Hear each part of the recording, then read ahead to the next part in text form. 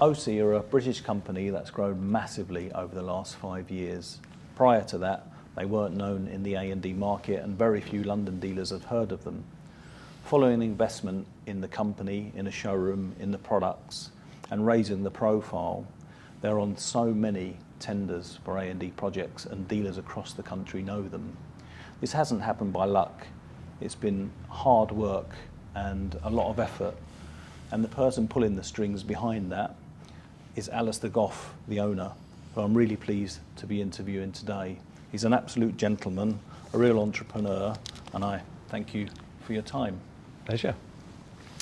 I think the first question I want to ask really is, why did you want to raise the profile? What drove you to raise the profile of Ocee? Sure. So you may remember, Tony, I invested in Ocee in about 2010, 2011, and at that point the company was really, I'd say, irrelevant. It didn't have a product portfolio that was recognised in the A&D or in fact the dealer sector, design and build sector. So we weren't relevant or adding value to our customers. So it's quite apparent in this sector is that product focus, being a product-centric company, is absolutely the foundation of success. So it was imperative that if we wanted to achieve our growth ambitions, we had to invest in products that added value to our customers and the clients. So what did you see that made you make that first investment if they were so, I don't want to say they weren't as relevant as they should have been? No. So we were very much at that time the assembler of task chairs, fundamentally, and a little bit of soft seating. But you'll remember at that time there was the whole third space, breakout space, agile working, all of that language was coming into fruition. And we didn't have a product portfolio that satisfied that demand. Right. So the market opportunity was fairly obvious, and knowing nothing about the industry was fine because you could ask silly questions. So that was all the feedback I was getting. So it was quite an obvious area to develop, and also a fairly low cost of entry to develop those types of products in many respects. So you could do it relatively quickly and relatively create differentiation. So that's how we focused on it. You've invested in a London showroom. I don't know how many years now. It's been quite a few. Yeah. And for us as a dealer, it's made a massive difference because we're able to show people the products. But why did you, and what was the driver behind that, and how has it been? So it's contributed massively to our transformation as a business. So it's absolutely an essential investment. And when I was looking at the investment, it was really around, if you look at London as a market, clearly it's the biggest market in the UK. But it also, from some studies I've read, that furniture throughout the UK, about 60-65% of it can emanate from decisions made in London. Yes. So actually it had a bigger national impact than just purely the London market. So it was those two factors that really drove our decision to have our product in the heart of the market, to allow end users, specifiers, our dealer partners viewing it in order to become relevant and considered for projects that were throughout the country. So. Yeah, I think it's quite well known that London's not only across the UK but across Europe a lot. Absolutely. Of business, which is that's certainly the case. And how has the investment performed for you then? Yeah, no, I mean it's it has been very, very good. I mean, Ocee Design in the UK today is probably 5 times the size it was 10 years ago. London now contributes to probably 30-35% of our overall turnover. So it's it's been absolutely one of the cornerstones in achieving the growth. And obviously we've got our European presence now, and you're exactly right that we have European visitors that might be specifying product in Copenhagen or Munich, and they visit the London showroom as well as part of their overall European understanding of the market. So it's a fantastic asset. So really good. Unfortunately, it's had to be closed for quite a few months now because of COVID. And whilst you're not the designer of the products, you're the driver behind where the company goes. So what's your take on how the workplace is going to change post-COVID? Sure. So I think there's 2 factors that we're sort of beginning to understand. I think the direction we see the market travelling in, and I think the definition of work space and place is changing. And so the home working environment has clearly been at the forefront for the last 12 months, and it will absolutely be here to stay. So that is becoming a formalised workplace as well as the office location or a university. And what we're recognising is that as employers have a duty of care for their staff and flexible working or home working, then that workplace footprint becomes the home as well, and they have to, an employer has to have a consideration for that. So that's part of our thinking, and how do we fulfil that demand, because it'll be the employer that will be ultimately ensuring their duty of care is fulfilled. So that's something that we're looking at. And then secondly, in the actual workplace itself, the utilisation of space, I think, will continue to evolve. And again, activity-based working, agile working has been around for a number of years, but I think the last 12 months has really driven the visibility of it and the benefit of it.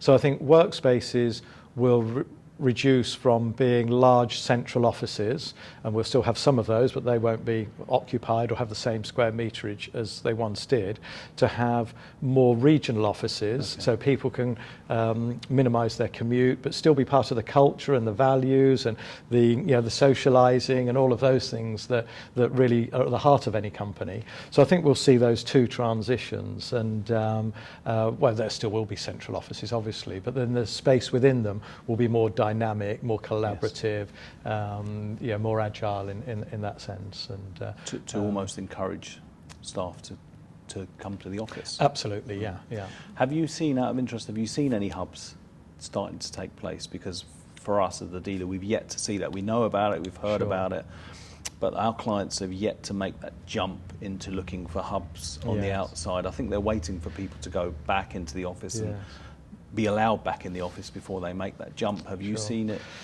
So we haven't seen any specific activity, but it's again the conversations. Yeah, and there are lots of conversations. There absolutely. And I look at our accountants or our lawyers, and this is exactly the conversation they're having, that we're going to reduce our central offices, but we're going to refurbish our regional hubs to have more collaborative space, come together for meetings, integrate technology to a greater extent into those hubs, so that offices can connect to different offices or home workers. So I think the reconfiguration of those spaces will be undertaken. I think the workplace generally would be a much nicer place than it is already. Hopefully. I mean, they're great at the moment, most of them, but I think they're going to be even better. Definitely. Which Ocee products do you see fitting into this workplace? And if you're allowed to tell me, are there any coming up which you've designed specifically for the new workplace? Sure. Well, historically, we've always been focused on products that provide versatility and flexibility. So that's sort of in our DNA in that sense. And I think that type of design style will become even more evident going forward. So if I look at products like our Den range, where you can configure Den so you can have concentrated working areas with acoustic properties, but equally so you can create sort of meeting booths and meeting zones. So you can landscape an area with common product but having different functions. If I look at our forecast foreshore ranges with the 4 real tables and the room-in-room facility attached to that, then that's when you can convert, let's say, canteen areas into more meeting spaces, auditorium type spaces, conference spaces. So the products we feel that we have in the range at the moment can cater for that, if you like, that agile working environment or multi-configuration environment. And that's going to continue to be our focus, to make sure that people can maximise the use of their space in a more flexible and variable way, so that they can just have the impact they need without having fixed spaces. So it's that flexibility and versatility that we're focused on. So okay. Good. And then we've got some other products that are in development that will hopefully support that are those sort of landscape products with that versatility but acoustic properties, and to create those different work zones and allow that configuration. So a few things on the drawing board that we'll hopefully be able to release later in the year. I look forward to seeing those, Alistair. Great. I had to ask the question. No, absolutely, definitely. I know you're always looking ahead, and when you took on Ocee, you were thinking about how the workplace is going to change, and you created a portfolio of products to adapt to that. or to fit into that. How long do you think the changes that are going to happen now will last, and can you see beyond that, or is it too early to think that far? I think we've always seen that the world continues to evolve permanently, doesn't it? And I think the changes that we've now seen have been changes that have been happening for a number of years, but they've really accelerated in the last 12 months. And I think perhaps the younger generation were accelerating that, and the more mature of us were catching up. And so I think it's just the last 12 months accelerated that. So I think that's absolutely here to stay and will continue to evolve. And I think when you look at most things in life generally, technology is a huge driver for change. And I think the adoption of technology in the last 12 months has really accelerated that change. And as technology continues to evolve, we'll see that change move even quicker. And our challenge is to anticipate that change, be then designing our furniture to support how the workplace, the educational environment are adapting and developing, so that we can facilitate and support that natural evolution of those working environments. So we're always looking at trying to anticipate and engage with people that are thinking about the next office environment, or the next work trend, or the next educational trend, and how can we support that change before that change has really arrived. So that's certainly what we try and anticipate anyway. So. Okay. I know, and funny enough, I met for the first time today Sean, who works for you. Environmental credentials are important to you, but how important do you think they are, and how important do you think they should be for a manufacturer? So I think they're critical. I think they just need to be in your DNA. Everything we do, no matter what aspect of the business, whether it's solar panels on roof, or the fabric we use, or the CNC machines to minimize waste, how we design the product, everything should have an environmental impact assessment embedded into the thinking, and that's certainly what we do. And so for some examples where we had our foreshore forecast product range, and that was designed originally using screws and bolts and nuts and so on, and then we totally changed the assembly of that product without changing the look of it, so that we removed all of those fixings, and they just became natural fixings that you could assemble the product more easily and disassemble it more easily as well, so it could be recycled. Or so integral to our product design and development is an environmental impact. But above that is when you look at the CO2 emissions around the world in any city, about 40% of CO2 emissions emerge from buildings. So actually the footprint of buildings is a massive environmental consideration, and therefore when we're designing our furniture, coming back to our versatility, adaptability, we want to provide furniture solutions that allow the maximum functionality from the minimum amount of space. So facility managers can look into how they're designing their facilities and the environments they're creating, and think, how can I get the most out of this to minimize the footprint, have an impact on the environment as well as the financial benefit, and utilize furniture in a way that has got that versatility or adaptability. So it's in every operation, and particularly in our product development, is thinking about the end user environment and how we can have a positive impact on sustainability generally as a broader subject. I do know you're passionate about it. Yeah. And I think it's great. The question that we have as a dealer is, we try and find the products that are most environmentally friendly, that have the best credentials, and we'll put them on a job always, and then we're asked to value engineer it down a project. And there does seem to be a balance between how green someone wants to be and how much they want to pay for the product. How do you feel that can be overcome, so that people make the right environmental decisions that may not necessarily be the cheapest price? Indeed, I think there'll always be that trade-off between the cost of a product and the value of a product. And I think we're always focused on the value of a product and understanding that.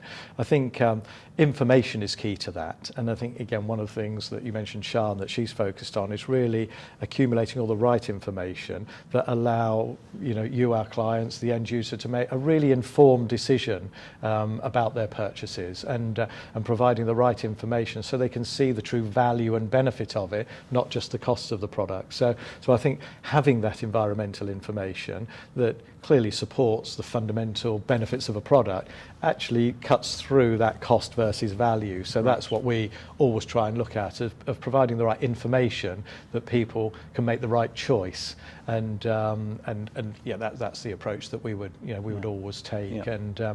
And that's got to be substantiated clearly with how that product's been developed and the accreditation, the testing, the environmental credentials that are formalised. So we'll go all the way through that process to make sure people have the information and knowledge they need. That we can then pass on. That you can pass on, exactly. Really good. Yeah. Okay. Yeah.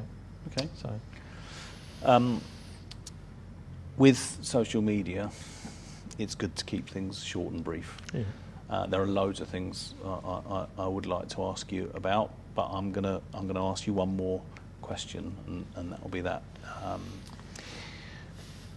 Where do you see Ocee in 10 years' time?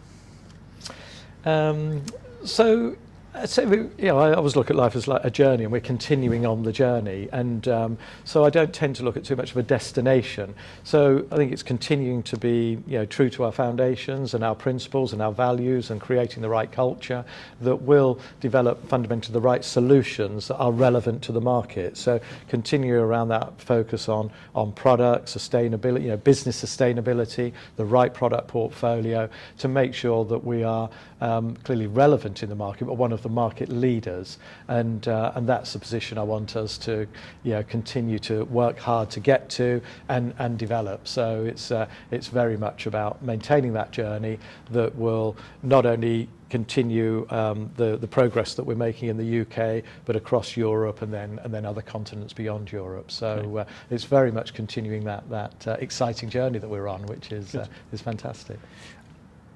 It's not on here, and I've just thought of a question now that I do want to ask you. Okay, sure. It's not a curveball. That's okay.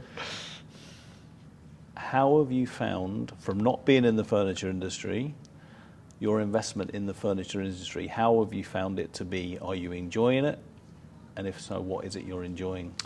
Yeah, massively enjoying it. Yeah. I mean, massively. And what really excites me about this industry is that it's it's three-dimensional. It's very creative. You can really see the difference your product can make when it gets into your hands, and you put a whole project together. It really comes to life. And I think our industry is one of taking good environments and turning them to great experiences. Because at the end of the day, when you go into work, or the furniture, the layout, the creativity, it creates an environment that should inspire people. And we're part of that journey and that process and the progress that companies to make. So I think that you can really see a tangible difference, and the products that we design, and that's what's really exciting, that you can easily make that that step in the journey and feel part of it. So yeah, I love it, and it's great, and it excites me that the journey never ends. So it's really exciting. Alistair, thank you very much. Pleasure. Great. Thank you. Thank you.